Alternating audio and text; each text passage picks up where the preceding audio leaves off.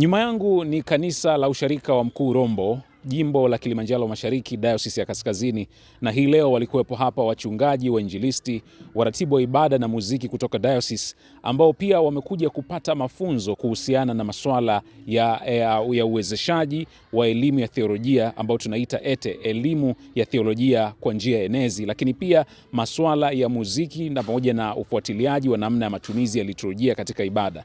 Na hapa kulikuwa na mafunzo mengi ambayo yalitolewa na yameratibiwa na idara ya elimu ya Kikristo ya Dayosisi ya Kaskazini. Tumsikilize mwezeshaji wa semina hii CPA Bosco Nkia ambaye anaeleza kwamba ETE ni nini hasa. ETE ni elimu ya theolojia kwa enezi na kwa Kiingereza ni Theological Education by Extension. Na sasa hivi tunachokifanya ni kuwajengea uwezo wachungaji na wainjilisti ili waweze kuyaongoza na kuyasimamia haya madarasa ya ETE na wapate nafasi ya kuhamasisha katika sharika zao, lakini pia hata katika mitaa zao, lakini pia katika kanda zao, kwa sababu wako watu wengi ambao wako katika sharika ambao Mungu amewaita na wana wito wa kumtumikia Mungu katika maeneo mbalimbali na kufatana na karama walizo nazo.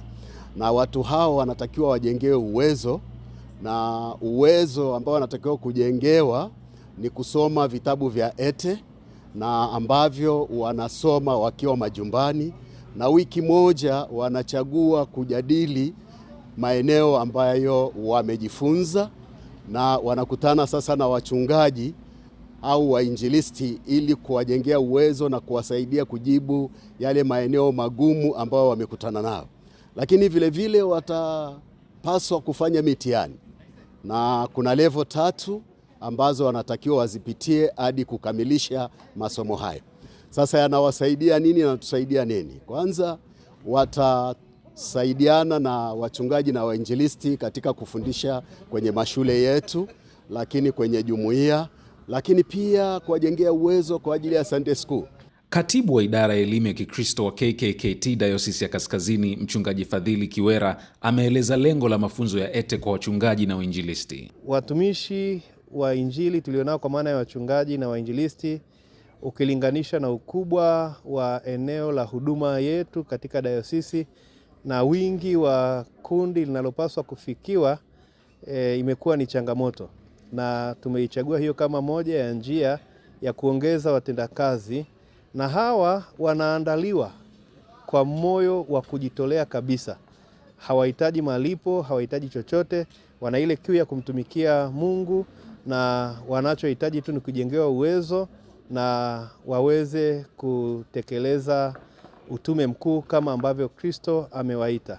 Na tunalifanya hivyo makusudi, maana hatutaki wawafikie watu halafu wawe hawana ujuzi wa kutumikia kusudi ambalo wameitiwa. Kwa upande wake, mchungaji wa usharika wa Mkuu Rombo, Mchungaji Cuthbert Moshi, ametoa shukrani na wito kwa uongozi wa Dayosisi.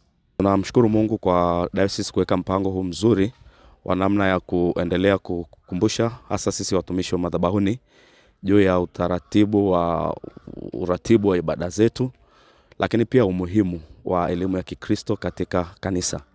Ni jambo la muhimu, na elimu ya Kikristo ni elimu pana ambayo bila shaka inahitaji kuendelea kufundishwa kila wakati. Ile ambayo watu wanajifunza chuoni peke yake haitoshi, lakini kila mara watu wanapaswa kuendelea kujifunza, na ninatoa wito na ushauri kwa dayosisi yetu hasa idara ya elimu ya Kikristo kuendelea kuratibu semina hizi mara kwa mara ili kuendelea kuimarisha wachungaji na wainjilisti, lakini pia na viongozi wengine katika kanisa, ili ibada zetu ziendelee kuwa si tu kwa maana ya ibada zetu ziendelee kuwa hai mara zote. Naye mwinjilisti Flora Kahema ambaye ni mnufaika wa semina hii ameeleza namna atakavyotumia mafunzo aliyopata. Mimi kipekee sana nimevutwa na huduma hii ya ETE, na ninaahidi kuandaa wanafunzi, lakini pia kuwasimamia sisi watumishi ili waweze kusonga mbele katika kazi hii ya kumtangaza Kristo kwa mafundisho ya vipindi vya dini shuleni, lakini pia kwa mafundisho ya kufundisha jumuiya, Sunday school na vikundi vya habari njema. Kwa kuhitimisha, mkuu wa jimbo la Kilimanjaro Mashariki, Mchungaji Calvin Koola, ametoa rai kwa maazimio na mafundisho yaliyopatikana kwenye semina hii yafanyiwe kazi ili kupata matokeo chanya. Tunamshukuru Mungu kwa mahudhurio mazuri katika sharika zetu za jimbo letu la Kilimanjaro Mashariki, kwani tuna sharika 46 na katika sharika zote wameleta wawakilishi na wamefika kwa muda, na semina imeenda vizuri na mada zimetolewa vizuri, na tunamshukuru Mungu kwa sababu kuna mambo mengi. Wale ambao waliwahi kusikia kuhusiana na mambo haya ya ETE wamekumbushwa tena kwa upya, lakini kuna wengine ambao ni mara ya kwanza wamefika na wamepata elimu ya kutosha, maana tumekuwa na muda mzuri, muda wa mafundisho, muda wa maswali, lakini pia kwenda kwenye makundi, na baadaye wamepata nafasi ya kufika na kutoa wasilisho la kila vikundi. Wameleta mawasilisho na kwamba nini kifanyike basi baada ya mafundisho haya, na tumetoka na maazimio ambayo tunaamini yakihaririwa vizuri na yakatumwa kwenye sharika zetu yatasaidia sana katika hiki ambacho tumefundishwa siku ya leo.